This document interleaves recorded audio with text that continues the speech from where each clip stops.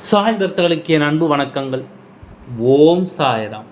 என் அன்பு குழந்தையே, உன்னை வேண்டாம் என்று சொல்லிவிட்டு போனவன் உன்னை எப்பொழுதும் நான் இனி ஒரு முறை கூட பார்க்கவே மாட்டேன், நீ என்னுடைய முகத்தில் மட்டும் வந்து முழித்து விடாதே என்று உன்னை சொன்னவன் எப்பொழுது உன்னை தேடி வரப்போகிறான்.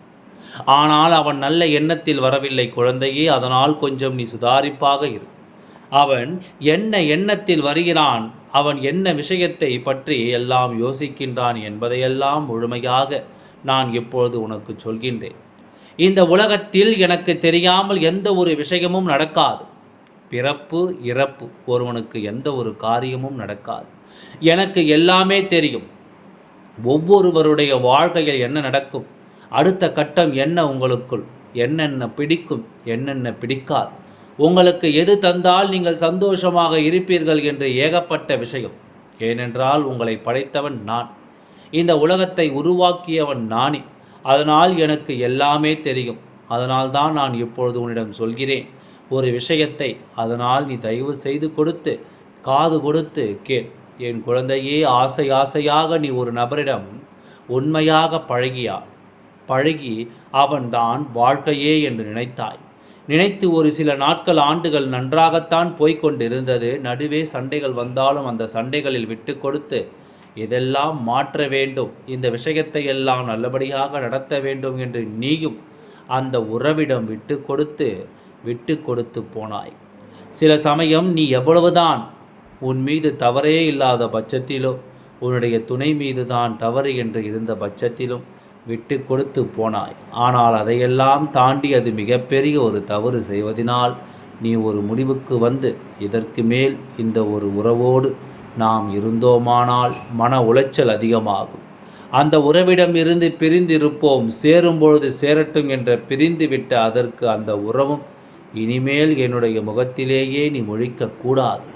இனிமேல் நீ எனக்கு வேண்டாம், நீ என்னை இப்படி சொல்வது, நான் சொல்கிறேன் நீ எனக்கு வேண்டாம் என்று சொல்லிவிட்டு போனது எத்தனை காலம்தான் ஒருவனுக்கு விட்டு கொடுத்து இருக்க முடியும் சொல்.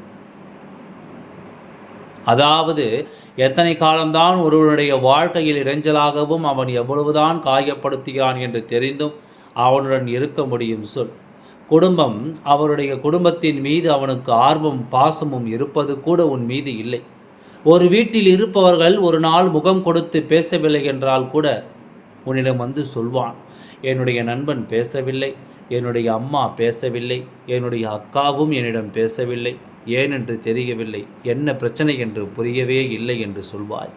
ஆனால் அதுவே நீ ஒரு நாள் பேசவில்லை என்றால் வந்து என்னிடம் பேசி, ஏன் என்னிடம் நீ பேசவே இல்லை, என் மனம் வருத்தமாக இருக்கிறது என்று சொன்னது கூட கிடையாது.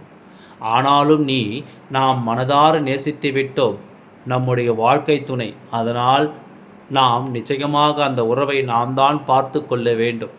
அவனுக்கு நம்முடைய பாசம் புரியவில்லை, ஆனால் நிச்சயமாக ஒரு நாள் நம்முடைய பாசம் நிச்சயமாக புரியும் என்று நினைத்து கொண்டு ஒவ்வொரு நாளையும் நகர்த்தி கொண்டு தான் இருந்தாய். ஆனால் கடைசி வரைக்கும் உன்னுடைய அன்பை அந்த உறவு புரிந்து கொள்ளவே இல்லை. பிரிந்த பிறகும் இத்தனை நாட்கள் ஆகிவிட்டது, உன்னிடம் எந்த ஒரு தொடர்புமே கிடையாது. உன்னை நேரில் பார்த்தால் கூட திரும்பி கொண்டு போவது, அது மட்டுமல்லாமல் என்னிடம் ஒரு அழைப்பை போட்டு எப்படி இருக்கிறாய் என்று, என்ன செய்கிறாய் என்று, ஏது செய்கிறாய் என்று ஒரு வார்த்தை கூட உன்னிடம் கேட்கவில்லை. இதையெல்லாம் பார்க்கும் பொழுது உன்னுடைய மனம் மிக வேதனை இருக்கிறது. என்னடா வாழ்க்கை, இவ்வளவுதானா? உண்மையான அன்பு கொடுத்த எனக்கு இவ்வளவுதானா என்று உன்னுடைய மனமானதோ நினைத்து தினமும் அழுகிறது என்று உன்னுடைய மனமும் பதற்றமாகவே இருக்கிறது. இந்த உறவு இதோடு நின்று விடுமா, இந்த உறவு இதோடு முடிந்து விடுமா என்ற ஒரு பயம். உன்னை நான் ஒரு விஷயம் சொல்லட்டா? எவ்வளவோ ஏமாற்றத்தை பார்த்து விட்டாய், எவ்வளவோ ஏமாற்றங்களை நீ சந்தித்து விட்டாய். ஆனால் நீ இன்னும் சின்ன பிள்ளையாகவே தான் இருக்கின்றாய். ஒரு பிள்ளைக்கு, ஒரு சிறு குழந்தைக்கு அடியை போட்டுவிட்டு 4 அடியை கொடுத்துவிட்டு ஒரு மூட்டையை எடுத்து கையில் கொடுத்தால் அது வாங்கி கொள்ளும். அந்த அடியெல்லாம் மறந்துவிடும். அதுபோல ஒரு இடத்திற்கு போகாதே என்று சொல்லிவிட்டு அடித்துவிட்டு அம்மா வந்து கொஞ்ச நாள் திரும்பவும் அந்த பிள்ளையை அம்மாவிடம் ஓடும். அதே போலத்தான் அவனுடைய துணை என்னத்தான் பேசினாலும், அவன் என்னத்தான் செய்தாலும் ஒரு முறை அவன் அன்பாக பேசிவிட்டான் என்றால் அது அனைத்துமே நீ மறந்துவிட்டு புதிதாக ஆரம்பிக்கலாம். எல்லா விஷயத்தையும் புதிதாக செய்யலாம். இதற்கு முன்பு நடந்த அனைத்து விஷயங்களையும் மறந்துவிடலாம். புதிதாக எல்லா விஷயத்தையும் செய்து புதிதான வாழ்க்கையை வாழலாம் என்று நீ நினைக்கிறாய். ஆனால் உன்னுடைய துணை அது ஏன் நினைக்கிறதா? நீ நினைக்கலாம், ஆனால் உன்னுடைய துணையும் அப்படித்தானே நினைக்க வேண்டும். சந்தோஷமாக வாழ வேண்டும், எப்பொழுதும் நிம்மதியாக இருக்க வேண்டும் என்று தானே நினைக்க வேண்டும். ஆனால் இப்பொழுது உன்னுடைய துணை உன்னிடம் ஒரு விஷயத்தை செய்வதற்காகவே வருகிறது. ஒரு கெட்ட எண்ணத்தோடு தான் அவன் வருகிறான். அவனிடம் இப்பொழுது பணம் இல்லை. அவன் ஏற்கனவே சம்பாதித்த அனைத்தையும் அவன் விட்டுவிட்டான். அவன் செய்த பிழைகள் எல்லாம் முன்னால் தாங்க முடியாமல் தான் நீ விட்டாய் முதலில்.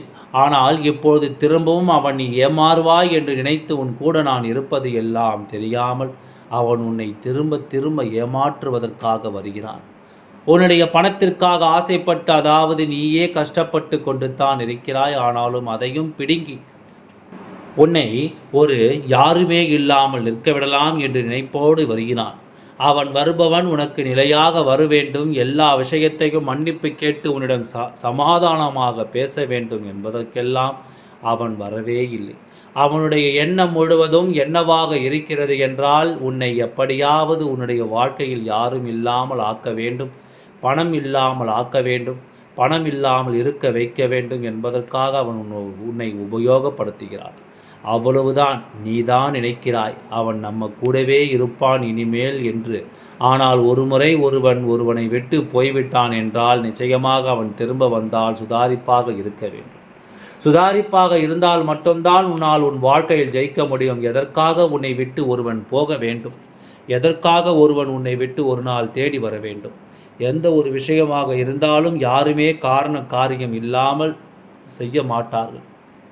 ஒருவன் விட்டு போனான், இத்தனை நாட்கள் இல்லாமல் திரும்பி வருகிறான் என்றால் அவன் எதற்காக வருகிறான், எந்த விஷயத்தை செய்ய வருகிறான் என்பதை யோசிக்க வேண்டும். வந்த 2 நாட்கள் அமைதியாக உன்னிடம் பாசமாக இருப்பது போல நடிக்கலாம்.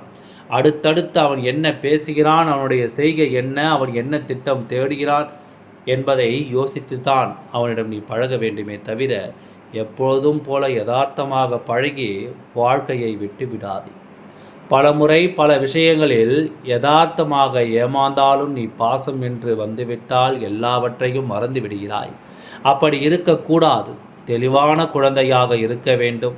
என் குழந்தையே, எவ்வளவு அடி கொடுத்தாலும் ஒரு முட்டையை வாங்கி கொடுத்தால் சாப்பிடுவதற்கு நீ 4 விஷயங்கள் தெரிந்து வாழ்க்கை என்றால் இதுதான் என்று புரிந்து கொள்ளும் வயசு வந்துவிட்டதல்லவா?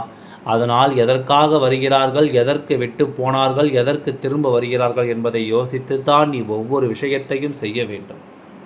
ஆபத்து காலத்தில் உதவாதவன் எதற்கு? இப்பொழுது மட்டும் உனக்கு இப்பொழுது தனியாக வாழ பழகிவிட்டது. இனிமேல் உனக்கு யாருடைய துணையும் தேவையே இல்லை. நீயாகவே எல்லா விஷயத்தையும் பார்த்து கொள்வாய், எல்லா விஷயத்தையும் செய்வாய். நீ 4 பேருக்கு உதவி செய்யும் இடத்திற்கு நிச்சயமாக வருவாய். அந்த அளவிற்கு உனக்கு தைரியமும் தன்னம்பிக்கையும் உன்னுடைய மனதில் ஆழமாக இருந்து விட்டது. உன்னுடைய துணை உன்னோடு இருக்கும் பொழுதெல்லாம் உனக்கு ஒரு விஷயம் தோன்றவில்லை. அதாவது நீ யார், நீ என்ன செய்ய போகிறாய், நீ எதற்காக பிறந்தாய், நீ உன்னுடைய வாழ்க்கையில் அடுத்தடுத்த கட்டங்கள் என்னவென்று உனக்கு தெரியாமல் இருந்தது. ஆனால் ஒன்றே ஒன்று, இப்பொழுது அவன் உன்னை விட்டு போன பிறகு நீ யார் என்பதை உணர்ந்தாய். உன்னுடைய வாழ்க்கையில் அடுத்தடுத்து என்ன செய்ய வேண்டும் என்பதை நீ உணர்ந்தாய். அதனுடைய அடுத்தடுத்த கட்டத்திற்கு நீ நகர ஆரம்பித்து விட்டாய். இவ்வளவு எல்லாம் நீ செய்யும்பொழுது இனிமேல் உன்னுடைய வாழ்க்கையில் யாரும் உனக்கு தேவையல்ல. முக்கியமாக உனக்கு துரோகம் செய்பவர்கள் தேவையே அல்ல. உண்மையான அன்பு கொடுப்பவர்கள் எவ்வளவு சண்டைகள் இருந்தாலும் பிரிய மாட்டார்கள். அது மட்டுமல்லாமல் ஒரு துன்பம் என்று ஒன்று வந்தால் உனக்கு முன் வந்து நிற்பார்கள். இன்பத்திலும் துன்பத்திலும் நிற்பவன் மட்டும்தான் உண்மையானவன். இன்பத்தில் வந்து நின்று கொண்டு துன்பத்தில் உன் கைகளை விட்டு போவது என்று உண்மையானவனே கிடையாது. எப்பொழுதும் உன்னுடைய வாழ்க்கையில் திரும்ப வரும். உன்னுடைய உறவை சேர்த்து கொள்ளலாம். உன்னுடைய வாழ்க்கையில் சிறந்தது அது மட்டுமல்ல, நீ உன்னுடைய வாழ்க்கையை எப்படி வாழ வேண்டும் என்று நீ கற்றுக்கொண்டாயோ அதே பாதையில் நகர்ந்து கொண்டே இரு. தனியாளாக நின்று ஜெயித்து மற்றவர்களுக்கு நீ ஒரு முன் உதாரணமாக இருப்பாய். போனதெல்லாம் நினைத்து கவலைப்பட்டு கொண்டிருந்தால் வாழ்க்கையில் ஒரு விஷயங்களை கூட உன்னால் செய்ய முடியாது. நீ என்னுடைய குழந்தை, உன்னை நான் ஒவ்வொரு நாளும் எப்படி வாழ வைக்க வேண்டும் என்று நினைத்து கொண்டிருக்கின்றேன். அதே போல் உன்னுடைய வாழ்க்கையில் எல்லா நல்ல வளங்களையும் நடத்தி உன்னை வாழ வைப்பேன். சந்தோஷமாக இரு. எப்பொழுதும் உன் கூடவே நான் இருக்கின்றேன். ஓம் சாய்ராம். நன்றி. வணக்கம்.